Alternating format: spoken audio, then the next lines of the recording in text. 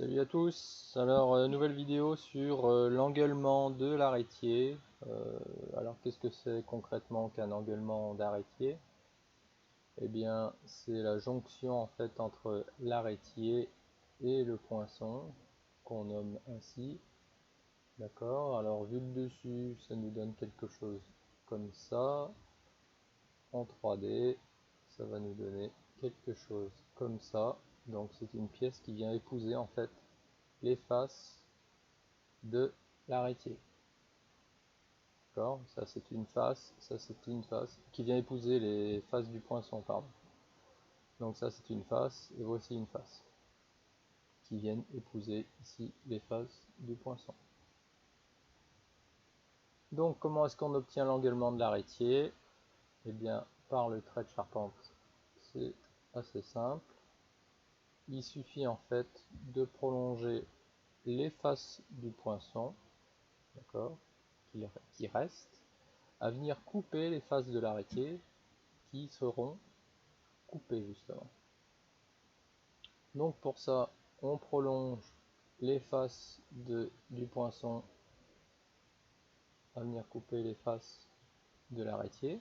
Donc là j'ai un point de contact ici et j'ai un point ici.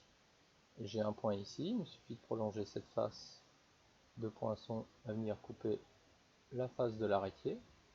Donc maintenant j'ai 4 points différents. J'ai un point ici, un point ici, un point ici et un point ici.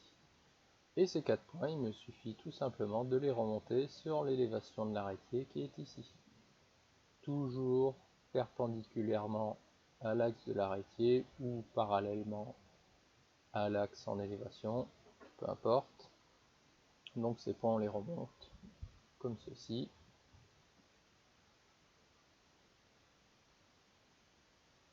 Un point,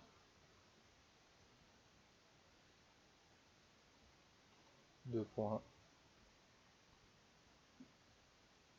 j'ai un point ici, et le quatrième point ici, que je remonte toujours d'équerre à venir jusqu'au lati de mon arrêtier. Donc ici, mon élévation d'arrêtier. Pour le repiquage, il faudra bien être attentif à ne pas se tromper de face lorsqu'on repique la pièce. Donc il faut bien comprendre que lorsqu'on a l'élévation, l'arrêtier ici en plan, les deux points qui sont sur cette face seront sur la face de dessus de l'arrêtier et les deux points qui sont ici seront sur la face de dessous. Donc lorsqu'on repiquera la pièce, il faudra bien faire attention à ça, à ne pas inverser les faces. Sinon on inverse la coupe de l'engueulement de l'arrêtier.